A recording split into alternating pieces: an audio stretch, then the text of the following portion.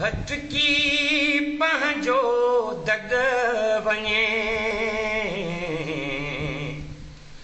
जीअं को पखियड़ो मंझ गगन न जंहिंजो को ई आहेरो नाशियानू ऐं चमन मां बि पंहिंजे देश में आहियां अकेलो पुरो जलावतन जलावतन मां की रहां जलावतन जलावतन जलावतन रोज थो ज़हर पियां मरां जियां जियां मरां ॼण कलाची कुन में बुॾा तरां तरां बुॾा याद वल जे दीप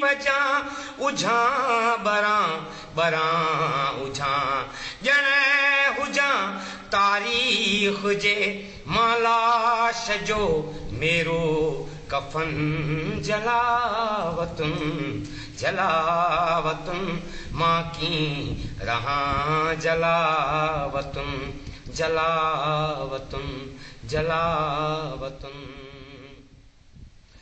सिंध जे अरॾे इनकलाबी पुट परचो विद्यार्थीअ जी हिकु यादि सकरन में मरकज़ इंसानियत दरगाह पीर ज़ाकरीअ जे आसण ते सिंध थिंकर्स फोरम पारां मल्हाई वई। आजाणी तक़रीर कंदे सिंध थिंकर्स फोरम जे चेयरमैन सरमद सैयद अल मारूफ़ सैयद मुनीर शाह चयो त परचो विद्यार्थी सिंध जो उहो अरॾो ऐं इनकलाबी किरदारु आहे जिन जी यादि मल्हाइण ते असांखे फ़ख़ुरु आहे। हिन चयो त बरसगीर मां अंग्रेज़ भॼायो तहरीक हुजे या सिंध जे आज़ादीअ ऐं ख़ुशहालीअ वारी ॻाल्हि हुजे, परचो विद्यार्थी पंहिंजे गोरीला वार ऐं सियासी हिकमत अमलियुनि सां वॾी बहादुरीअ सां विढ़ियो ऐं लड़ियो। इन जिदोजहद ऐं सॼी ज़िंदगी पंहिंजी ॻाल्हि ऐं कौल सां निभाइण करे अॼु परचो विद्यार्थी आफ़्ताब इनकलाब जे लक़ब सां सॾियो वञे थो। सैयद मुनीर शाह सिंध जे कॉम्पर्स अॻवान ऐं दानश्वर सैयद ग़ुलाम शाह पारां कराचीअ मां सिंधी सुर में परचो विद्यार्थीअ बाबति पंहिंजे लफ़्ज़नि जी लिखी मोकिलियल भेटा पिणु पढ़ी ॿुधाई। पलो कंदुसि ऐं सिंध तो सां आ वचन जलावतुन जलावतुन मां की रहां। सिंध हिंद जे नाले वारे दानश्वर ऐं सिंधी अदबी संगत सिंध जे सरवाण ताज जो सदारती ख़िताब कंदे चयो त परचो विद्यार्थी सिंध जो हिलाली ऐं इनकलाबी पुटु हुयो। हुन सिंध जे ॻोठ खैर देरे में केवल राम जे घर में 15 जून 1919 में जनमु वरितो। ताजो चयो त 23 मार्च 1930 ते सरदार भगत सिंह खे अंग्रेज़नि फांसी ॾिनी। उन वक़्तु परचे विद्यार्थीअ जी उमिरि 11 साल हुई। उन शाम हुन पंहिंजे बाबा खां पुछियो, बाबा भगत सिंह खे फांसी छो ॾिनी वई? छो जो हुन अंग्रेज़नि मथां बम हलाया हुआ। हुन बम छो हलाया हुआ? परचे वरी सुवालु कयो, छो जो अंग्रेज़नि हिंदुस्तान खे ग़ुलाम रखियो आहे। पंहिंजे बाबा जूं अहिड़ियूं ॻाल्हियूं ॿुधी परचे नंढी उमिरि में अंग्रेज़नि ख़िलाफ़ु दिलि में धिकार पैदा कई ऐं बग़ावत करे स्कूली छोकिरनि सां गॾिजी जुलूस कढिया, एहतजाज कया। हेमू कालाणी फांसीअ जे फंदे खे चुमी सिंध ख़ातिर सिर ॾिनो। परचो विद्यार्थी इनकलाबी तरबियत में हेमूअ जो साथी ऐं उस्तादु रहियो।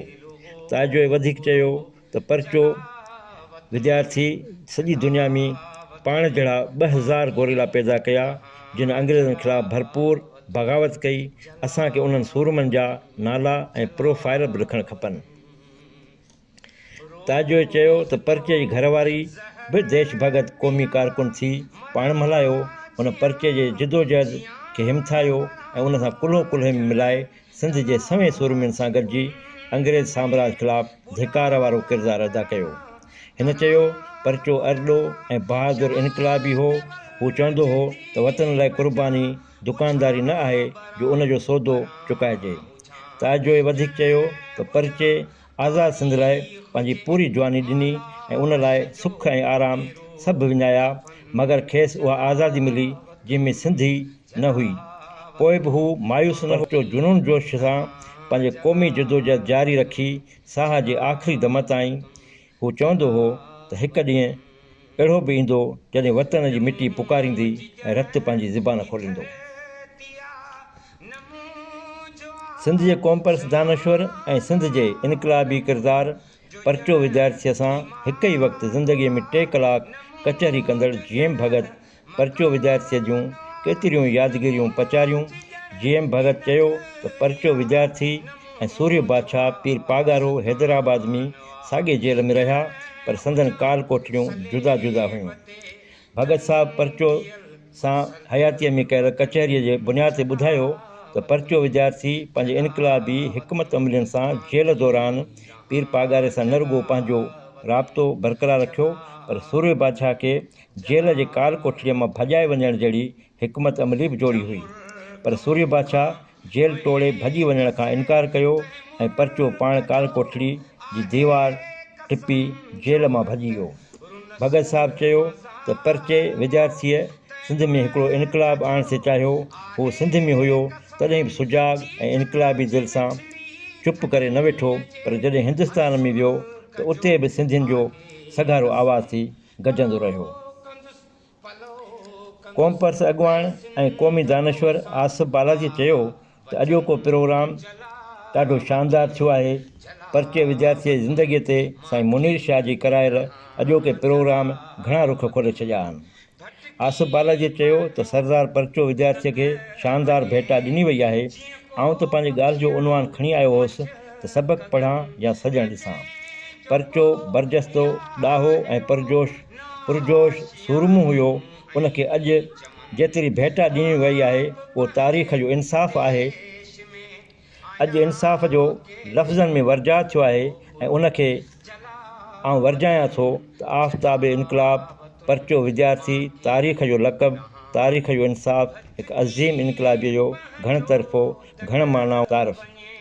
आसिफ बालाजी वधीक चयो त हाणे सुवालु आहे त अधु सदीअ जे तक़रीबन चोथाई हाणे इन में अॼोकी गॾिजाणीअ में जेतिरो उत्साह मिले थो ओतिरा ई सुवाल पैदा थियनि था। उन वक़्तु सुवालनि खे सम्झी न सघणु या जुरतमंदीअ सां सुवाल न करे सघणु या उन जा नतीजा न कढी सघणु सबबु असां का बि अहिड़ी हिकमत अमली जोड़े न सघियासीं जंहिंजो नतीजो असीं चाहियूं था ऐं अॼु बि वर्जायूं पिया।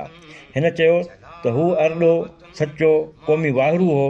रतो ज़ेरो जे भाकुर में संदसि जनम जो ॻोठड़ो आहे।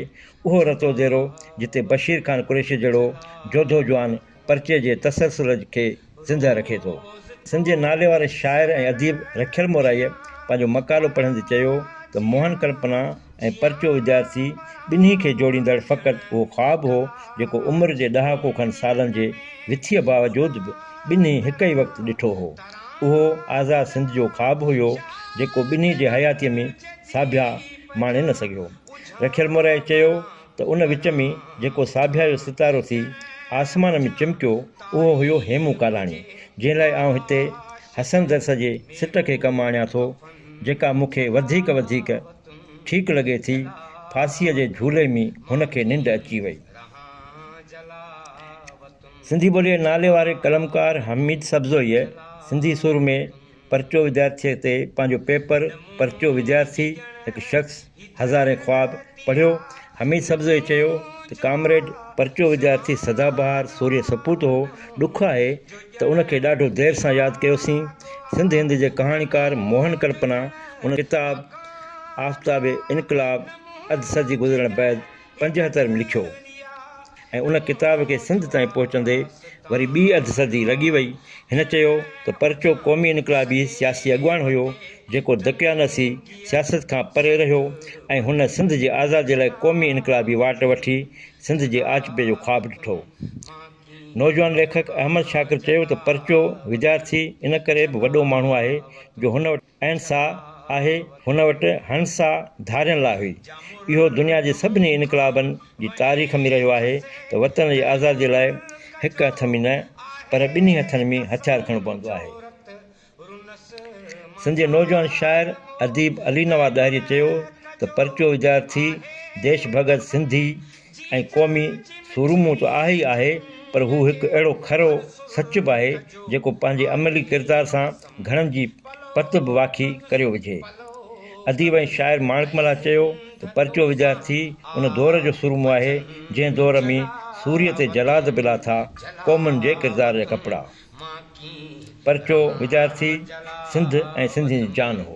भटकी पंहिंजो दग वञे जीअं को पखियड़ो मंझ गगन, न चइजो को याहिरो न आशियानूं ऐं चमन। मां